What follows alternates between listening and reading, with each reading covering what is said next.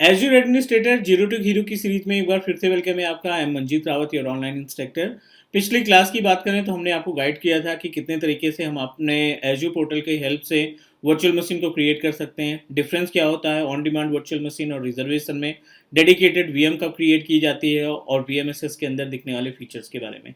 Right, सो ये theoretical part हम already cover कर चुके हैं। इस क्लास का जो एजेंडा है, इसमें हम आपको वर्चुअल मशीन क्रिएट करना, not only the virtual machine creation, साथ ही साथ उस वर्चुअल मशीन के अंदर दिखने वाले प्रॉपर्टीज़ में जो भी ऑप्शंस दिखाई पड़ते हैं, जो भी ऑप्शन या सर्विसेज इन्वॉल्व हैं वर्चुअल मशीन्स के अंदर, उन सभी के बारे में बात करेंगे प्रैक्टिकली और थ्योरेटिकली। फॉर एग्जांपल, आपने वीएम क्रिएट किया, क्लाइंट ने रिक्वेस्ट की can you please add one more hard drive for data, for to put our personal data. You want to configure the inbound and outbound port, क्योंकि हमने कुछ services access करनी है, कुछ services distribute करनी है। इन सभी पार्ट पे हम आज बात करने वाले हैं। चलिए मूव करते हैं अपने डेस्कटॉप पे, मीन्स अपने पोर्टल पे, और क्रिएट करते हैं एक वर्चुअल मशीन। बट उसके पहले, अगर आप नए हमारे यूट्यूब चैनल पे पहली बार वीडियो देख रहे हैं तो do subscribe, because teach me cloud एक single technical training based YouTube channel है जो आपको 100% लाइव प्रैक्टिकल की वीडियो प्रोवाइड करता है, वो भी बिना किसी स्टेप को स्किप किए हुए। आ गए हम अपने एज्यूर पोर्टल पे, और पोर्टल के ऊपर सबसे पहला एजेंडा ये है कि हम अपने ऑन डिमांड वर्चुअल मशीन को क्रिएट करें। उस ऑन डिमांड वर्चुअल मशीन के अंदर दिखने वाले ऑप्शंस को समझें, हार्ड डिस्क को अटैच करना सीखें, स्नैपशॉट कॉन्फ़िगर करना, वर्चुअल मशीन का टेम्पलेट कैसे क्रिएट करते हैं गोल्डन इमेज के लिए, how to capture the virtual machine, how to attach hard drive, data disk, NSD में कैसे कॉन्फ़िगर करते हैं इनबाउंड एंड आउटबाउंड पोर्ट। इन सभी पार्ट के बारे में इस क्लास में हम आपको गाइड करने वाले हैं। तो फटाफट से एक ऑन डिमांड वीएम क्रिएट कर लेते हैं। ऑल दो हम पहले डिस्कस कर चुके हैं, वीएम क्रिएट करना बहुत बड़ी बात नहीं है, बट वर्चुअल मशीन्स के अंदर जो ऑप्शंस दिखाई पड़ते हैं, क्लाइंट के टिकट को समझना, क्लाइंट की रिक्वायरमेंट को समझना और उसके अकॉर्डिंग टास्क को परफॉर्म करना, ये सबसे ज़्यादा इंपॉर्टेंट होता है किसी भी इंजीनियर के लिए, किसी भी एज्यूर एडमिनिस्ट्रेटर के लिए। बेसिक्स इन्फॉर्मेशन, आप यहाँ पे अपने रिसोर्स ग्रुप का नाम प्रोवाइड करिए। यहाँ पे आपका सब्सक्रिप्शन हो गया। अब आप अपनी वीएम का नाम देंगे, यहाँ पे virtual machine name, region decide कर लीजिए किस लोकेशन में बनानी है। सेंट्रल यूएस से लेकर के central India, Canada, multiple options आपके पास अवेलेबल हैं as per the requirement. Client ने जो रिक्वेस्ट की है, अगर क्लाइंट ने आपको लोकेशन भी प्रोवाइड कर रखा है तो इमीडिएटली हम उसके लोकेशन के अकॉर्डिंग क्रिएट कर देंगे। बट अगर क्लाइंट कंफ्यूज है कि हमें किस लोकेशन में वीएम सेटअप करना है, तो you are responsible to guide to your client as well. वो कैसे डिसाइड होगा, क्लाइंट से आप डिस्कस करेंगे कि आपका फिजिकल सर्वर किस लोकेशन में है, आपके कस्टमर्स किस लोकेशन से आपकी वर्चुअल मशीन्स को एक्सेस करेंगे। आप अगर वेबसाइट होस्ट करना चाहते हो तो आपके ज़्यादातर जो कस्टमर्स हैं वो किस लोकेशन से आपकी वेबसाइट को एक्सेस करेंगे। इन सभी को देखते हुए आप लोकेशन का सिलेक्शन करते हैं। I am going to create a test virtual machine, तो सेंट्रल यूएस इनफ है। लास्ट क्लास में हमने डिस्कस किया था अवेलेबिलिटी सेट और अवेलेबिलिटी जोन के बारे में। एक ये फेल ओवर मैथड होता है जिसकी हेल्प से आप अपनी वर्चुअल मशीन के अंदर अपनी वर्चुअल मशीन का फेल ओवर तैयार कर सकते हैं, उसका बैकअप क्रिएट कर सकते हैं और उसकी फॉल्ट टॉलरेंस के परसेंटेज को बढ़ा सकते हैं। अगला ऑप्शन दिखाई पड़ रहा है सिक्योरिटी का। We already discussed about the standard, trusted and confidential. इन तीनों का मतलब क्लियर है। डेफिनेटली अगर आप इनमें से ट्रस्टेड या कॉन्फिडेंशियल सेलेक्ट करते हैं तो थोड़ा सा अमाउंट, थोड़ा सा जो चार्जेस हैं अपनी वर्चुअल मशीन का, वो बढ़ जाएगा। I am going to proceed with the standard. Virtual machine में ऑपरेटिंग सिस्टम टाइप की बात करें तो सर्वर 2016 से स्टार्ट करते हैं, और आगे हम इस पर डिस्कस करेंगे कि और क्या क्या ऑपरेटिंग सिस्टम्स आप तैयार कर सकते हैं। सी ऑल साइजेस पे क्लिक करेंगे, ये आपको कॉन्फ़िगरेशन डिटेल दे देगा कि रैम क्या चाहिए, सीपीयू कितना चाहिए और हार्ड डिस्क कितना आपको बाय डिफ़ॉल्ट मिलेगी। साथ ही साथ उनकी लिस्ट है कॉस्ट वाइज कि आप इसकी प्राइसिंग कौन कितनी एक्सपेंसिव है, इन सबको भी आप आइडिया अपने अकॉर्डिंग चेक कर सकते हैं इस पर्टिकुलर पैनल पे। 1 core of processor, 1 gig of RAM और 2 डेटा डिस्क पे जाते हैं तो आपको 759 पे वर्चुअल मशीन का कॉस्ट पड़ेगा पर मंथ। अगर आप थोड़ा कॉन्फ़िगरेशन बढ़ाते हो 3.5 GB, ये आपको 4400 के आसपास मिलेगा।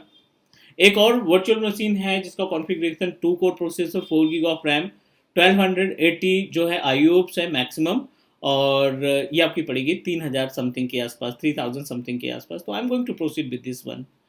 सेलेक्ट करते हैं, वर्चुअल मशीन की कॉन्फ़िगरेशन को डिसाइड किया। अब जो अगला पार्ट आता है वो है user ID and password, right. और यूज़र आईडी पासवर्ड पे आपका कॉम्प्लेक्स पासवर्ड होना चाहिए, like including with A to Z और 0 to 9, और एक स्पेशल कैरेक्टर आपको असाइन करना पड़ेगा। दिस इज अनदर पैनल जिसको हम एनएसजी का पार्ट बोलते हैं। 3389 अभी के लिए, बढ़ाने वाले टाइम पे अकॉर्डिंग टू द रिक्वायरमेंट हम अपने इनबाउंड पोर्ट और आउटबाउंड पोर्ट को कभी भी मॉडिफाई कर सकते हैं, तो it's up to you. Next disk पे क्लिक किया, अब डिस्क के आइकन पे बाय डिफॉल्ट 127 जीबी की एक हार्ड डिस्क दिखाई पड़ रही है, और इस 127 जीबी के हार्ड डिस्क के अंदर, राइट, 127 जीबी के हार्ड डिस्क के अंदर आपको एक तो डेटा रखने का ऑप्शन मिल जाएगा और दूसरा टेम्परेरी एक डिस्क मिलेगी 8 जीबी की, जो आपकी टेम्परेरी स्टोरेज को मैनेज करेगी। Do you want to create any more virtual hard disk, you want to attach a new hard drive, या आपके पास पहले से हार्ड डिस्क है उसको अपनी इस वीएम के साथ अटैच करना चाहते हैं, तो वो भी ऑप्शन आपके पास अवेलेबल होगा। I don't want to do that. Networking के लिए ऐसा कोई वीनेट हमने तैयार नहीं किया, तो बाय डिफॉल्ट एक ये वीनेट तैयार करेगा जो 10 की सीरीज से स्टार्ट करेगा। I am going to proceed with that, क्योंकि वीनेट का पार्ट हम ऑलरेडी डिस्कस कर चुके हैं, और क्लाइंट को जब भी आप वीएम क्रिएट करेंगे आपका खुद का वीनेट, खुद का वर्चुअल नेटवर्क होना चाहिए। तो ये सारी चीज़ें आपको माइंड में रखनी है कि आप किस तरीके से इन चीज़ों को इन्वायरमेंट में इस्तेमाल करेंगे। कोई दिक्कत नहीं, अभी हम करते हैं इसको रिव्यू और क्रिएट। वर्चुअल मशीन जैसे हमारी रेडी होती है, जैसे तैयार होती है, विल टेक द आरडीपी। इसका हम वर्चुअल मशीन का आरडीपी एक्सेस करेंगे, और आरडीपी के बाद इसके अंदर जो ऑप्शंस दिखाई पड़ेंगे एनएसजी से रिलेटेड या हार्ड डिस्क अटैचमेंट से रिलेटेड, उनके बारे में बात करेंगे। 4.1514 INR पर आवर ये आपकी कॉस्ट है। आप अगर according to the name suggest on demand है, जितना यूज़ करोगे उतना पेमेंट जाएगी। अगर आप पूरे 12 घंटे में या पूरे 24 घंटे में आप केवल 5 घंटे की के लिए वर्चुअल मशीन को टर्न ऑन करते हो, तो यू हैव टू पे the amount for 5 hours only. ये कॉस्ट तो खासकर आपकी 5 घंटे के लिए है अप्लीकेबल होगी, राइट। बट हार्ड डिस्क की जो कॉस्ट है वो परमानेंट जाती रहती है। चलिए, नो प्रॉब्लम, क्रिएट करते हैं इसको। हमने वर्चुअल मशीन को प्रोसीड किया क्रिएट करने के लिए, इट इज़ इन प्रोग्रेस। और कोई भी वर्चुअल मशीन कहीं पे भी किसी भी क्लाउड प्लेटफॉर्म पे आप तैयार करते हो, तो इट विल टेक टाइम, लगभग 3 से 4 मिनट का टाइम लगता है वर्चुअल मशीन को रेडी होने में। जैसे हमारी वर्चुअल मशीन रेडी होती है, पहला एजेंडा रहता है कि अब इसको एक्सेस कैसे किया जाए, right. You also need to know about the procedure how we can access our virtual machine, जो कि इंपॉर्टेंट है। वीएम एक्सेस करेंगे तभी हम उसके ऊपर टास्क को फॉर्म कर पाएंगे, उसके अंदर चेंजेस कर पाएंगे, राइट। और साथ ही साथ एडमिन का टास्क अलग रहेगा, वर्चुअल मशीन पे काम करने वाले बंदे का टास्क अलग रहेगा, राइट। एग्जाम्पल के थ्रू समझने की कोशिश करते हैं कि आप रियल इन्वायरमेंट में इसको कैसे इस्तेमाल करोगे। आप एज़्योर एडमिनिस्ट्रेटर काम कर रहे हो, तो आपकी जो रिस्पॉन्सिबिलिटी है, ये हमारा पोर्टल हो गया एज़्योर का, और इस पोर्टल के ऊपर आपने क्या किया, एक वर्चुअल मशीन को क्रिएट किया। This is our virtual machine, right. एक वीएम आपने इस्टेब्लिश किया, और इस वर्चुअल मशीन को आप क्लाइंट को असाइन करना चाहते हो, बट इसके अंदर का जो ऑप्शन है ना, वो सारा कुछ आप मैनेज करोगे। क्लाइंट हमारा किसी भी लोकेशन में डेस्कटॉप ले करके या लैपटॉप के थ्रू आपकी वर्चुअल मशीन को एक्सेस करने का काम करेगा। दोनों ही नेटवर्क आपके इंटरनेट से जुड़े हुए हैं, आईएसपी से जुड़े हैं, तो कहीं ना कहीं इनबाउंड एंड आउटबाउंड की सिक्योरिटी भी हमें ध्यान में रखनी पड़ेगी। ये हमारा आउटसाइड पर्सन या क्लाइंट है, जो इंटरनेट सर्विस प्रोवाइडर के थ्रू आपकी वर्चुअल मशीन का क्या करेगा, आरडीपी एक्सेस करने का काम करेगा, right. And with the help of RDP जो भी उसे टास्क चाहिए उसको एडी इंस्टॉल करना है। क्लाइंट हमारा वर्चुअल मशीन को क्रिएट कर रहा है कोई सेपरेट एप्लीकेशन इंस्टॉल करने के लिए, कोई टूल उसका इस्तेमाल करने कोई टूल वो इस्तेमाल करना चाहता है। सो इन सभी टास्क को इस्तेमाल करने के लिए आरडीपी हम शेयर करेंगे।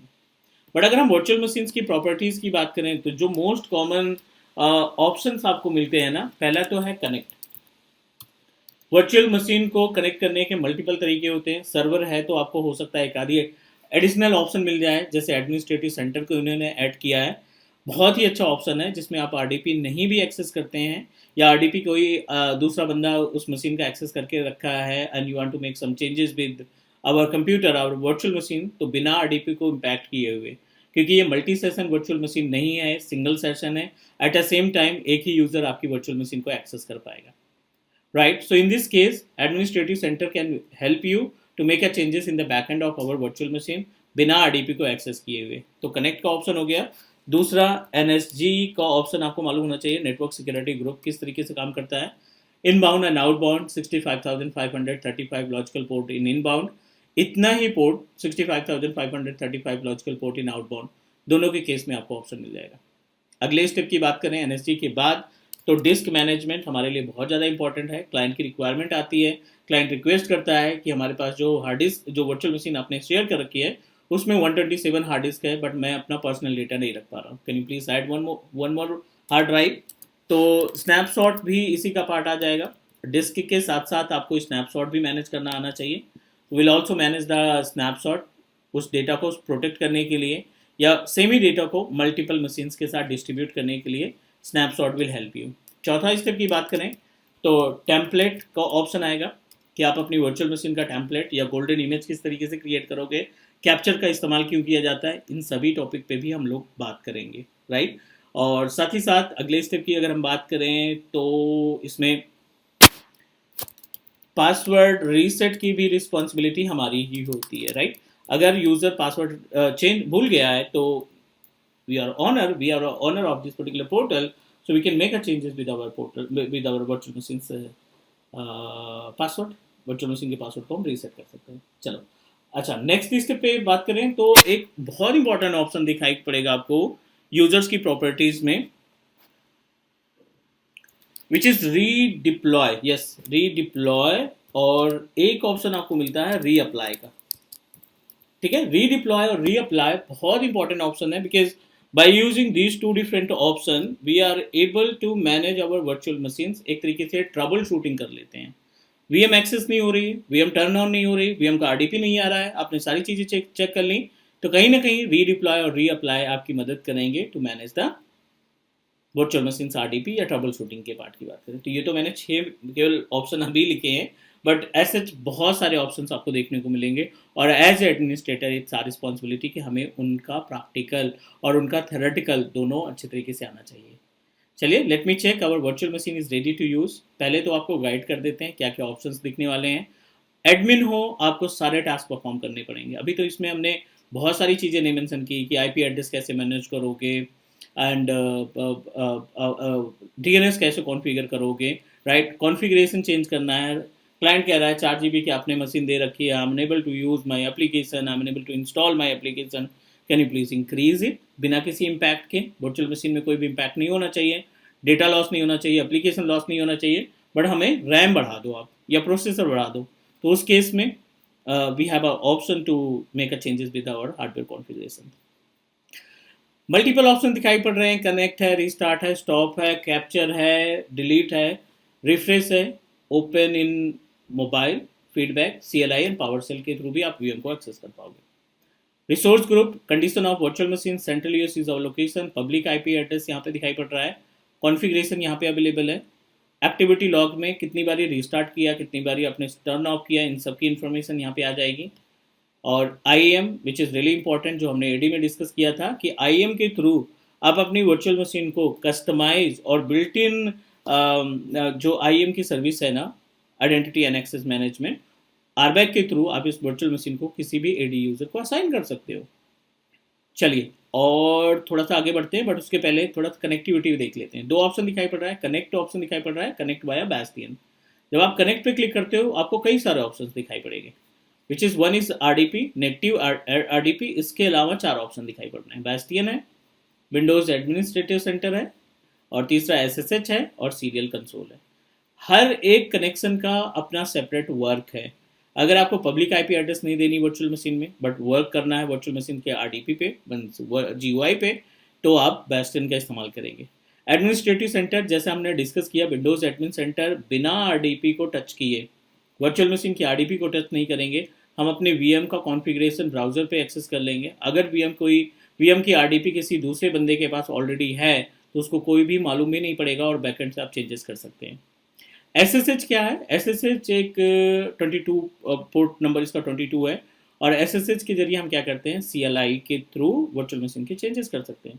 सीरियल कंसोल, ये भी आपका नेटवर्क ऑपरेटिंग सिस्टम के ऊपर डिपेंड करता है कि आप किस तरीके से सीरियल कंसोल के थ्रू ट्रबल शूटिंग का पार्ट परफॉर्म करेंगे। नॉर्मल मेथड यूज करते हैं। अभी वर्चुअल मशीन का RDP हमने एक्सेस किया, और वर्चुअल मशीन के RDP एक्सेस होते ही you have to provide the password. जो आपने वर्चुअल मशीन को क्रिएट करते समय पासवर्ड दिया था, उस पासवर्ड को दीजिए, और यहाँ पे आपको इसका RDP एक्सेस मिल जाएगा। RDP एक्सेस करने के बाद, राइट, RDP एक्सेस करने के बाद what you need to do, आप क्या करेंगे इस केस में, डेफिनेटली जो यूज़र का काम होगा उसमें कोई भी एक्टिविटी परफॉर्म करनी है, here see can do that. RDP आते ही वो कोई भी टास्क परफॉर्म कर सकता है। चलिए पहले हम इसमें चेक करते हैं इसकी प्राइवेट और पब्लिक IP एड्रेस क्या मिल रही है हमें। CMD ओपन करो और CMD में IP कॉन्फ़िग लिखोगे तो आपको ये प्राइवेट IP एड्रेस की डिटेल बता देगा। 10.0.0.4 ये हमारी प्राइवेट IP एड्रेस है इस मशीन की। गेटवे आपका 10.0.0.1 जिसके थ्रू आप इंटरनेट एक्सेस कर पा रहे हैं इस मशीन के ऊपर। अगला डिस्क mgmt.msc हमने क्लिक किया and hit inter. Disc mgmt.msc करके इंटर किया। Now we are able to find, अगर आप वर्चुअल मशीन के डिस्क की बात करें तो दो डिस्क आपको दिखाई पड़ रहे हैं, एक 0 और दूसरा हार्ड डिस्क है 1, राइट। 0 जो है ऑपरेटिंग सिस्टम को कंटेन करके रखा है और दूसरी जो हार्ड डिस्क है वो है आपकी temporary storage. The meaning of temporary storage, it means that Azure कभी भी नहीं कहता कि आप इसमें अपना पर्सनल डेटा रखो, क्योंकि ये पेज फाइल के लिए है। और पेज फाइल कैसे रहती है, वॉलेटाइल मेमोरी की तरीके से। जब तक मशीन ऑन है तब तक ये हार्ड डिस्क लगी है इस मशीन के साथ। मशीन रीस्टार्ट हुई, टर्न ऑफ हुआ, कंप्यूटर आपने शट डाउन किया, वर्चुअल मशीन को आपने टर्न ऑफ किया, आपका डेटा लॉस्ट हो जाएगा। मेक श्योर कि आप अपना कोई पर्सनल डेटा इस पर नहीं रखोगे, अदरवाइज सिस्टम रीस्टार्ट हुआ या आपने शट डाउन किया तो आपका डेटा लॉस हो जाएगा। क्लाइंट कहता है मुझे और हार्ड डिस्क चाहिए, ये हार्ड डिस्क तो बिल्ट इन है बट आप हमें सेपरेटली एक हार्ड डिस्क प्रोवाइड करो। तो you should know about the procedure कि आप कैसे उसको एक्सेस कराएंगे, राइट। तो चलिए मैं आपको एक छोटा सा प्रैक्टिकल दिखाई देता हूँ। वैसे तो बहुत सारे ऑप्शन है, 1 बाय 1 करके चलेंगे, लेकिन पहले डिस्क से स्टार्ट करते हैं। डिस्क पे क्लिक किया, सेटिंग वाले पैनल पे 127 GB की हार्ड डिस्क यहाँ पे दिख रही है। 8 GB की डिटेल नहीं मिलेगी क्योंकि वो टेम्परेरी है, जैसा कि हमने डिस्कस किया। Create and attach new hard drive, existing कोई है नहीं तो एक डेटा डिस्क के नाम से हम तैयार कर लेते हैं। यहाँ पे नाम दे देते हैं SSD LSD LRS, local resident storage. SSD में हम दे देते हैं, टेस्टिंग पर्पज है केवल हमारा, तो 15 GB की हार्ड डिस्क अटैच कर देते हैं। और भी हार्ड डिस्क हैं, प्रीमियम SSD है, नॉर्मल SSD है, स्टैंडर्ड SSD है, इनकी कॉस्टिंग अलग अलग है, ठीक है। तो आप 15 GB नॉर्मल SSD हम यहाँ पे कॉन्फ़िगर करना चाहते हैं और इसको कर दो आप अप्लाई, ठीक है। अब जैसे ही अप्लाई करोगे पहले तो क्रिएट होगी हार्ड डिस्क, उसके बाद इसी में अटैच हो जाएगी, क्योंकि यहाँ पे देखो create and attach new hard disk. पहला स्टेप क्या हुआ, क्रिएट हुई हार्ड डिस्क हमारी, और दूसरे स्टेप में क्या कर रहा है, ये अटैच करने की कोशिश कर रहा है कि आपकी जो हार्ड डिस्क है ना इस वर्चुअल मशीन के साथ अटैच हो जाए। चेक करते हैं। अब देखिए यहाँ पे 15 GB की हार्ड डिस्क इमीडिएटली आपके वर्चुअल मशीन के अंदर हाईलाइट हो गई। अब आप इसको करो फॉर्मेट अपने अकॉर्डिंग, जो भी डेटा रखना है पर्सनल, ये परमानेंट है। जब तक आप खुद से डिलीट नहीं करोगे, आप मशीन को टर्न ऑफ करो, टर्न ऑन करो, कोई फर्क नहीं पड़ता। ये आपका पर्सनल डेटा, पर्सनल स्टोरेज हो गया, आप इसमें जो भी डेटा रखना चाहते हो रख सकते हो। All good. उम्मीद है कि सारी चीज़ें आपको समझ में आ गई होंगी। आज की क्लास में जो भी कुछ हमने डिस्कस किया, प्रैक्टिकल करो, आप इम्प्लीमेंट करो इन चीज़ों को। और जो भी कोई क्वेरी आती है आप कमेंट ड्रॉप करो या फिर व्हाट्सएप करो या लिंक्डइन पे पिंग करो, बहुत सारे ऑप्शन है। I will try to give you the reply, I will try to give you the solution अगर आपको कोई प्रॉब्लम आ रही है। और अच्छे से तैयारी करो अपने एज एडमिनिस्ट्रेटर के सर्टिफिकेशन की और इंटरव्यू की। आज के लिए इतना ही, डन करते हैं और नेक्स्ट मिलते हैं अगली क्लास में, डिस्कस करते हैं more about Azure administrator. Azure AD के साथ साथ AG800 यानी सर्वर ऑपरेटिंग सिस्टम MCSA का भी कंटेंट चल रहा है पैरेलली, तो आप उसको भी जाके चेक कर सकते हैं। डायरेक्टली आपको एज्योर नहीं करना है तो आप माइक्रोसॉफ्ट का MCSA, new version of MCSA या AG800 का टास्क भी परफॉर्म कर सकते हैं। Do subscribe your on teach me cloud YouTube channel. Take care guys, bye bye.